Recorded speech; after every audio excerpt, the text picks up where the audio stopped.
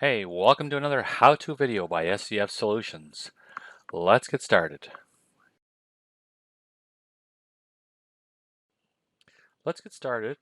What we have is Android on a Tab A7 running the SxBlue Toolbox latest version and Field Maps latest version. We also see some other products here, Collector, which is being replaced by Field Maps. So what we want to do is we want to learn the process of how to connect these products together so that they will pass a differential GPS position on to Field Maps. So one of the first things we need to do is we need to look at building the Bluetooth connection to the SxBlue. So at this point the SxBlue is turned on and powered up and the antenna is connected, and we're going to go ahead and make a connection. The serial number on the side of the SxBlue device will be the Bluetooth ID followed by prefixed by SxBlue. So what we want to do is make sure your Bluetooth is on, make that connection.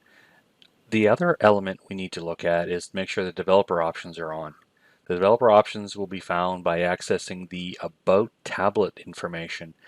And if you go into the build version and click on it at least 10 times, it'll enable it. You can see I've clicked on it once here. It says developer option is already enabled. So that's at the top level of the settings at the very bottom. We're going to go into the developer options and have a quick look to make sure that the mock location feature is enabled. So in previous versions, I believe 9 or earlier, this was just more of an on-off switch. Now, what you have now is these two products are recognized as being applications that require location or interrupt that location as being passed to other apps on in this case, the Android device. So Lefebvre is also an interrupt tool which intercepts an epoch coming in, does an NTRIP calculation on it, and provides a differential or an RTK position to, in this case, maybe Field Maps or another product like Field Genius. So we want to make sure that we have enabled that for the SxBlue toolbox. You can see it says mock location app.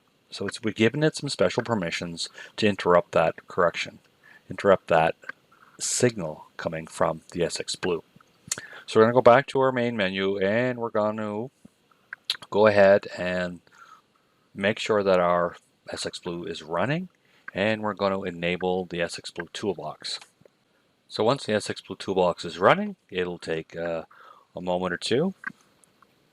You sometimes may or may not hear a notification if your sounds are on. By default, it's going to request or look for the internal GNSS, supposing your device has one. So we're going to switch it over to the SxBlue. So because we've paired a device, it's recognized the device. SxBlue Toolbox is specifically designed for SxBlue tools. Now you may find that when you add it the first time, you get a socket error. Discovered that sometimes that just can be the Android device either timed out or had an issue. So what you can do is just go back and restart the device. So here we have the fixed type SBAS. It's using the correction satellites for its updated DGPS position. You can see where our horizontal root mean square error is running in the 30 centimeter range, which is well within the specifications that the unit is supposed to perform at. So that's excellent. And the vertical is usually about 1.5 times that. Okay. We can notice that the P-top, the H-top, so really this tool is just used to verify that the SxBlue tool is working. At that point, terminate it by turning off the app, so you can use your appropriate switching to make sure the app is not running in the background. Otherwise, Field Maps will have an issue trying to get to that port. So we're going to launch Field Maps. This particular version automatically loads up a preset packaged map and logs me in. So at that point in time, you may need to log yourself in to your organizational account, fire up the appropriate map. You can see it's taking a moment to acquire a location. Now, this particular map previously had made a paired relationship and a profile with the SxBlue. So we'll look at that in a second. So we're seeing here that it's locations not available. Let's give it a moment. Sometimes actually just initiating you either record or an edit, sometimes you can kind of give that a little hiccup. I've noticed that Field Maps is still going through a little bit of growing pain with using some different types of correction services. So here we've added this service. There's the serial number 274. At that point, you can also remind yourself to set the antenna height. It's a good idea to get within 10 centimeters when you're using, in this case, like a sub-meter system, just to keep not introducing a significant amount of additional air to your vertical. So we're going to go back. We've verified that our location provider is set up. That's using the paired relationship that we previously set up and verified with the SxBlue tool. So we're gonna back out of this. We're gonna head back into our field maps and wait for it to acquire an updated differential DGPS position. And you can see it's reaching out, it's connecting, and we've achieved. So it's slightly different than when I had it running about 5 minutes ago. So it looks like I'm in maybe a worse area in terms of satellite availability.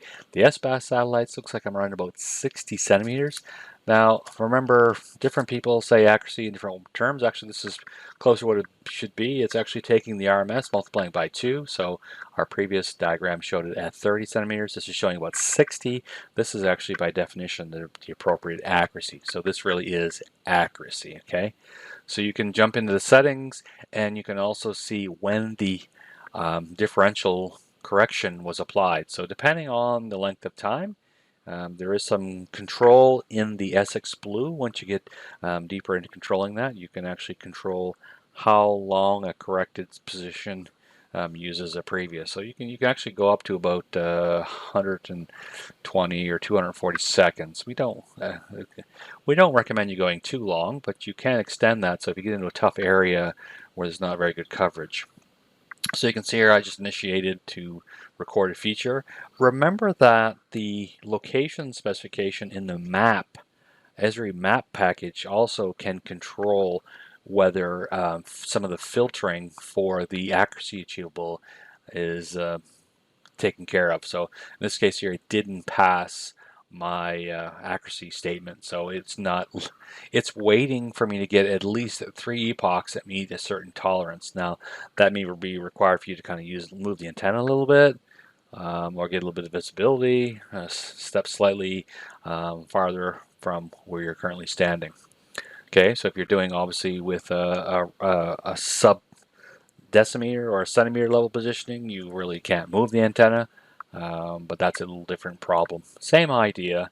So you can control some of those accuracy settings on the field maps, or you can usually control them here at the Android level in field maps at the data collector. So you, with your GIS person, use control. I would normally set my maximum allowable on the field map and my minimum allowable on the data collector, and that gives you a little bit of a compromise. So we can see here we're running at about 60 centimeters. So we've set up the unit, and we're basically ready to roll to do data collection.